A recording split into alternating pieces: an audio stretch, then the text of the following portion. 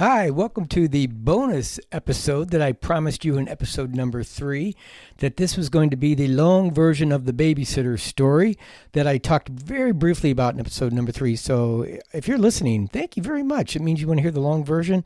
So I'm just going to jump right into it because it's a fun story, and I think as you listen, you'll definitely hear things reinforcing what I've been talking about so far in the first 3 episodes about being a leader with a team to lead and the importance of vision, shared vision, and some things I haven't even talked about yet, but I'll give you a preview of those things as well. So this story all started back when I was struggling with the question of what do you love most about teaching? And I was asked that question so often as a teacher. What do you love most about teaching? What do you love most about teaching? And the obvious answer is supposed to be kids, right? Because it is. For most people, that is the answer, and it's a great answer. It's about the kids. I love working with kids, and I do love working with kids, and I really miss working with kids on a regular basis. I still get to with some volunteer work I'm doing, but it's not quite the same as when you have your team all year long. And so, but that's what I struggled with for like about 16 years, believe it or not. And one night I was up in my office doing some work. I was getting ready to do a presentation after school the following day at our local ISD, where the county has a bunch of different schools connected to it, and they come in for special training or some PD sessions. And I was doing one on classroom management and team building for Best Year Ever. And I was getting ready. I was up in my office. It was late at night. It was about 11 o'clock, and I had to get to bed because I had to work the next day and teach all day before I went to my workshop. And I had my lesson plans done for school, but I knew I wasn't going to have time to get my lesson plans done for the ISD once I got to school the next day. So I really had to stay up and get those done. And suddenly I had this aha moment. I had this flash. And it was like, you know what an aha moment is? It's one of those moments where you get clarity. Suddenly, just all of a sudden, a flash comes into your mind, and something that you've been struggling with or thinking about for a long time, you get the answer to it, or you get the clarity of what it was you're trying to figure out. That's exactly what I had up in my office. I was up in my office doing my lesson plans, and suddenly I had this flash of awareness about what I loved most about teaching. Every year, I get to create, lead, and be a member of a winning team. And just like I said in episode number 3, I didn't get to pick my teams, but I got to lead my teams. I got to build my teams and take that group of people and turn them into a winning team. And then each year, no matter where they came in, I got to take that team from a certain level to a higher level. My goal was always to get each individual team to a higher level than when they came in. And that's what I loved doing every day. That's what I loved most about teaching, was getting my individuals on the team to believe in themselves, and then collectively to believe in us as a team, to work together to make it our best year ever as a team, but also for the individuals as well. And so that is where my passion for teaching really came in. And what I loved the most about that was once I built that team, I got to be a member of a winning team every year for 31 years of my career. For 10 months out of every year, I got to be a part of a winning team. Not just be a part of it, but I got to be the leader of that team. And so I was really excited about that answer, that aha moment. But the bad thing about that was that it was getting late. It was now probably about 12:30 in the morning, and I had to get up and teach the next morning. And I was in bed and I couldn't go to sleep because I was so sort of like freaked out about that aha moment. All of a sudden I had that clarity. And so I was really, jacked up on that, and I was lying in bed and I was thinking about it. And so I thought what I would do is I realized, I've always had an obsession for teams. So I thought I would trace it back to where did that obsession begin? Because I played soccer in college. I played soccer in 8th grade on up, and I played baseball for many years, and I played other sports in high school. And so what was my obsession with teams? And so I was trying to take it back to where that all began, and I found the answer. And that's what I wanted to share the long version of this story with you. And so this is my first winning team, and it's when I was about 7 years old. And this is not a sports team. This was a team made up of my siblings, my brothers and sisters. And there were 5 of us, there still are, and I'm the middle one of 5. And this team's age ranged from my sister, who was about 13 years old, somewhere around there. And I think I was around 7 years old. I'm the middle one. And the youngest person on our team, my brother Philip, he was about 2 or 3 years old. And so that gives you the age range of where we were all.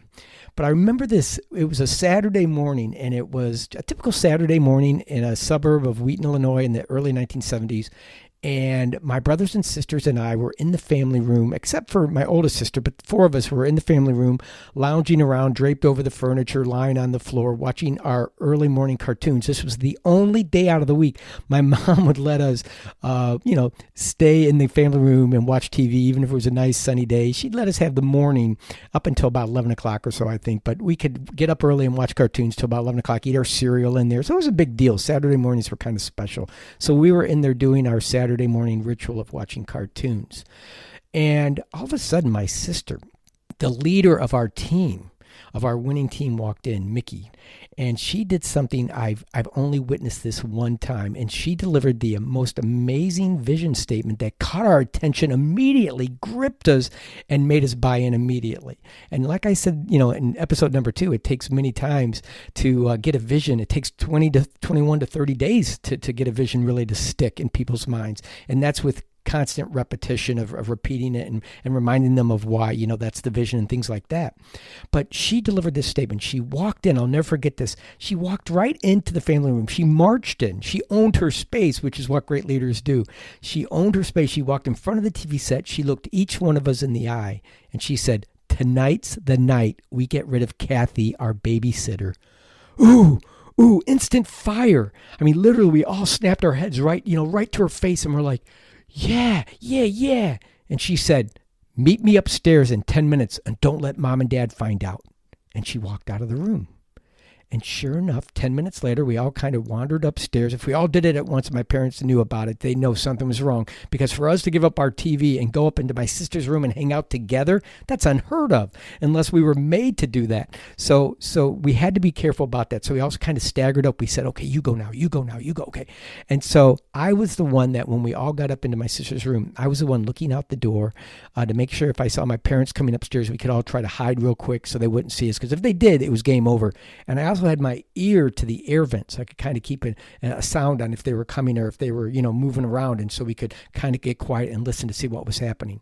So we're assembled in her room, and as all great leaders do, my sister repeated the vision, just like many leaders do many, many times to make it stick. But she just repeated it to us one more time, and she said, "Tonight's the night we get rid of Kathy, the babysitter."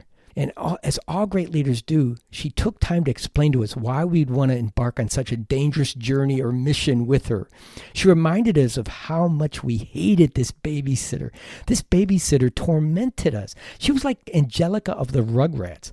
She was super sweet and kind when she was around my parents. In fact, every time she'd be at our house, she'd be at their garage door when they were going out into the garage to get in the car to leave, and she'd be out there waving to them, and she'd be saying, "Oh, goodbye, Mr. and Mrs. Cecil. You have a great time. Just relax and have fun. We'll be great. Okay, you got bye-bye. You have fun. Okay, bye-bye.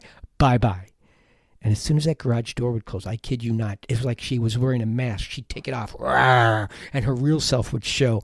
And she would be like, "You guys, leave me alone. I got the TV set. Don't bother me when I'm watching my shows." And she'd go to our fridge, and she'd start taking our free food. And she was drinking soda pop. The only night we could drink it was on a Friday night. It'd be a Saturday night, because that was my mom and dad's date night, probably just to get away from us for the evening. And she'd go to the fridge, and she'd take out some of the pop and the free food, and she'd go hog our only television set in the house that we could use. And she would tell us to get lost and not to bug her. And my sister reminded us of this. And she told us, this is the night that it ends. It's over. And then she told us, this is how we're going to do it.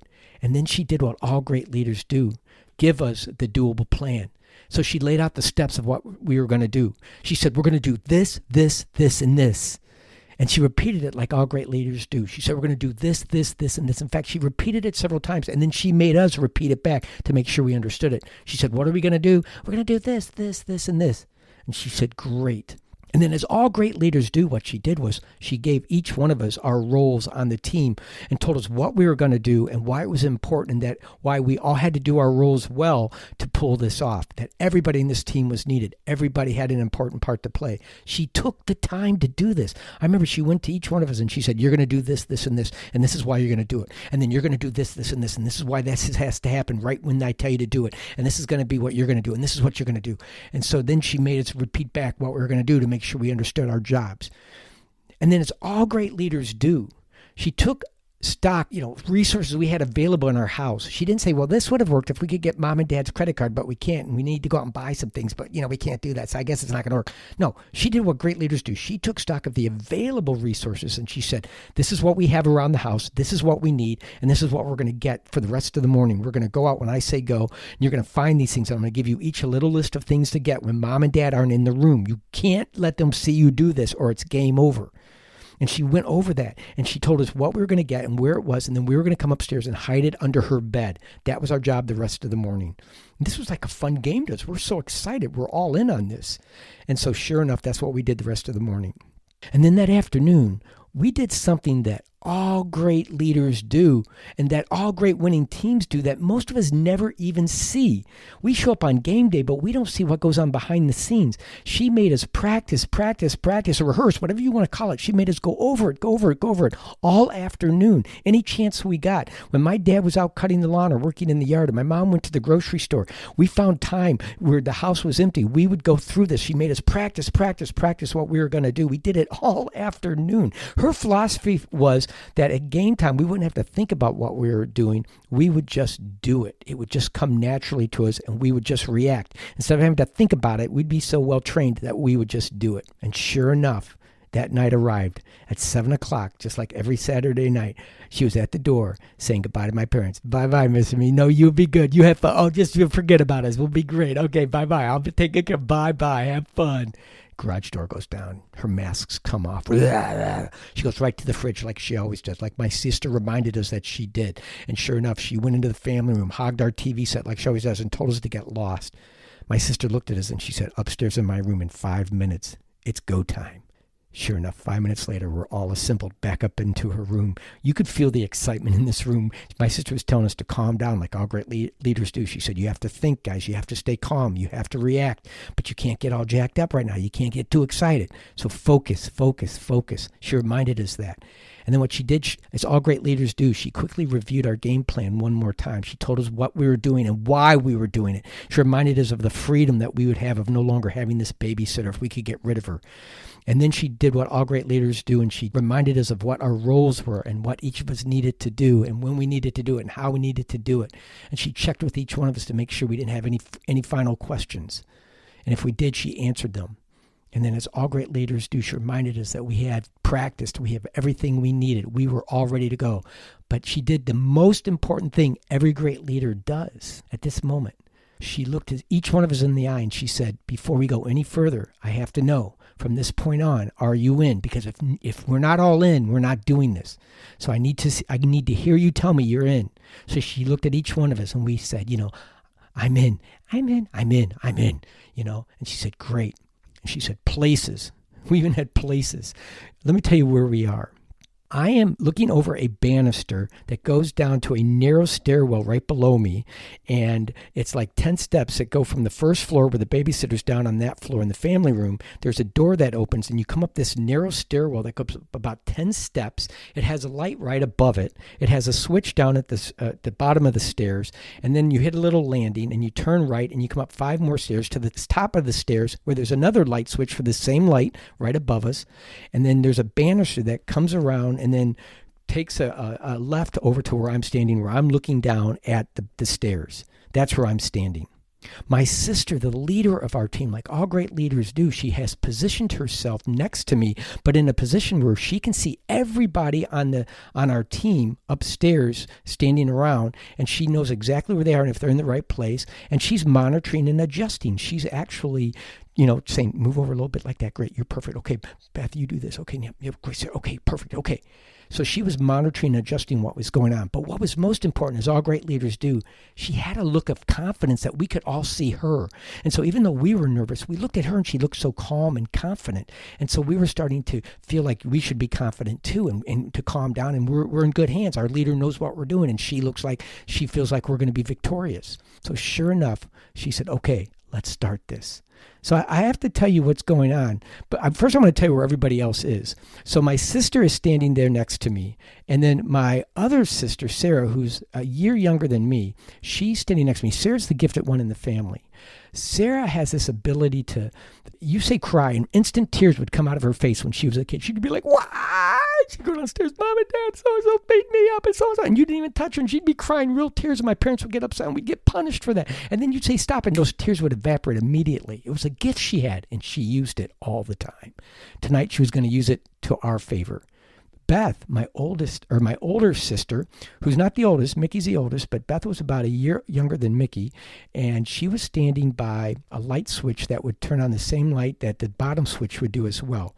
And the light was currently off, but she's by the switch, and she has her finger on the switch. Like, she looked nervous, because Beth was such the kindest, gentlest person you'd ever meet, and she would just be so sweet. She wouldn't throw a pebble in a puddle in fear that it would make ripples for the little critters that were coming up to get a little sip of water, little insects or whatever. Beth was standing there, and I remember her hand shaking like she had the switch to the bomb or something, and she was just like not touching the switch, but her hand wasn't near it, and she had a death stare on my sister, my oldest sister, Mickey, waiting for her signal. My 2-year-old little brother is in this plan, believe it or not. Philip, he was told by Mickey that he had to hold the feet of and I got to tell you what we're doing. We're holding a dummy that we made that day. We made a dummy to look like my oldest sister. It even had a wig head, because moms back in the early 70s wore wigs, and they had these styrofoam wig heads. So we had a styrofoam wig head with a wig on it that we had bobby pinned in, and we even decorated the face to sort of look like my sister. And we had tied sweatshirts and other things and tied it and made sure they were secure. And we had stuffed the inside of the shirts and the sweatpants with canned goods that we had collected, stuffed animals, toys of ours, to give it weight like my sister. And we had cinched the bottoms so that it was like the feet, so that it would keep everything from falling out. And so we're holding this dummy, my sister Mickey and I. And my little brother behind us is holding the feet off the floor. And in his 2-year-old little brain, he thinks that if the feet ever touch the floor at any time, the babysitter is going to come to live with us for the rest of our lives. So I can still hear him in the back very softly saying over and over again, I got feet, I got feet, I got feet, as he's holding them above the floor. So we are all ready. And my sister looks at him and goes, okay, it's time. So what her plan was, and she had thought this out as all great leaders do, her and I were known for fighting because we were the oldest male in the family and the oldest female in the family. And so it was turf wars. It was who's really in charge when mom and dad aren't home. And this was a common fight. Don't tell me what to do. No, don't you tell me what to do. And so, I'm in charge. No, I'm in charge. And so this was something that was common in our household. My parents heard this. My brothers and sisters heard this. And this was our common fight. So we started up our common fight. We're upstairs and we start yelling, hey, don't you tell me what to do. No, don't you tell me what to do. I'll tell you. Look, you did it. And we're yelling back and forth. And so we're stomping the floor and making a lot of noise. And the babysitter did exactly what my sister said she would do. Instead of getting up from her chair downstairs and coming upstairs and checking it out, she yelled from the chair, knock it off up there. Don't make me come up there. You'll be sorry. My sister knew she would do this. She had a plan B in place, a contingency plan in case plan A didn't work.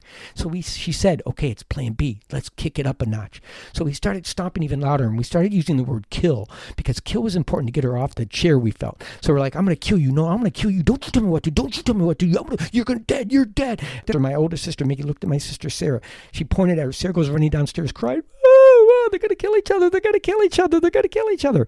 You hear the babysitter get up. My sister comes running back up the stairs, and she goes, she's coming, she's coming. She stands back next to me, and now she stands back, and she stops crying. And so she's watching. I'm looking over the banister, and sure enough, the babysitter comes flying, opens the door, comes flying up the stairs. She hits the switch to turn on the light so she can see where she's going. She hits about the third step. Just as she hits the third step, my sister gives my other sister the signal. She flips the switch so the switch goes off. It goes dark. And just as it goes dark, my sister and I dump the dummy on the babysitter, and my sister screams bloody murder as the dummy falls towards the babysitter. Now I know what you're thinking. You're thinking, these are evil kids. No. Let me explain. What our babysitter does next explains her character perfectly. She comes up, she hits the switch, the lights go on, my sister gives the signals, lights go out, screams, we drop the dummy, and the dummy hits the babysitter, and the babysitter goes forward. She flies forward. And sure enough, she hits the stairs. We may have overestimated the weight of the dummy, but it threw her forward. She catches the stairs. She doesn't hurt herself, but she's lying, she's standing there on holding onto the stairs, facing the stairs, and all of a sudden she stands up screaming. She shrugs the dummy off of her, and she steps over the dummy, never once looking down to see if it was okay or to see what was going on. She's just screaming. She runs out the back door of the house and never comes back. Victory. I couldn't believe it. We pulled this off. We celebrated like winning teams, like championship teams do. We celebrated like champions. We were screaming and hugging and laughing and just making fun of the whole situation. We were celebrating like I've never seen my brothers and sisters and I celebrate before. And sure enough, we lived like champions for the next hour or so. We were downstairs eating free, the food that my babysitter was eating that we really shouldn't have been eating either without my mom's permission. And we were drinking soda pop on a Saturday night past our bedtimes, watching like the Bob Newhart show, Mary Tyler Moore show, and the Carol Burnett show. We were staying up late drinking soda pop on a Saturday night instead of Friday night for the Brady Bunch Partridge Family, the only nights we could drink it. And we were eating foods and just having the best time of our lives, celebrating like champions. Until about 11:30 when the garage door opened. Within the next 5 minutes, I got to tell you, that was the fastest I've ever seen a winning team disband in my life. Fingers were flying. My mom and dad are yelling at us. They're yelling back, crying. He made me. She made me. I don't want to do this. She forced me. We're just going back and forth, pointing fingers. And I got to tell you, we got punished pretty good for that. I don't think any of us saw the light of day outside of our house for other than school and to go to church or wherever else we had to go. We didn't get to have any freedom for about 2 months, or nor did we have any friends over or anybody else to play with. We got punished pretty good for that, but I got to tell you, we still, to this day, I think that was one of our greatest victories as brothers and sisters. And we've come together for other projects or things we had to deal with, or celebrations or even funerals or whatever. But we've come together, but we've never been as tight as we were that day. That was the fastest I've ever seen a winning team disband in my life. But it's okay. You know why? Because that seed was planted in this 7-year-old's mind that when you join forces with others, you become larger than yourself. You can do things you would never be able to do on your own. None of us would have been able to get rid of Kathy the babysitter on our own. But that night, the babysitter from hell was no match for the Cecil team. And I've been chasing that power of team ever since. And that's why it became such a big part of my classroom, as I talked about in episode 3, and that I hope you'll do the same, because you're gonna love the results you get. And if and more than anything, and I don't think I mentioned this in episode number 3, it's just fun. It's just fun being in a place every day where you feel a part of something larger than yourself, and you're all working together to accomplish something really special that none of you are probably ever going to forget the rest of your lives. I still have students I talk to that still remind me when they see me, Mr. Cecil, I still think about best year ever. I'm still having my best year ever, and it's something that makes me proud that it locked in, that sense of being a part of that winning team. So I hope you'll do the same. So I really appreciate you taking the time to come and hear the whole story, but that's it. And hopefully you got some things out of that story to remind you of what I was trying to do in my classroom as well, based on my first experience to be on a winning team. So thank you guys. And remember, best year ever. You have the power to make it happen.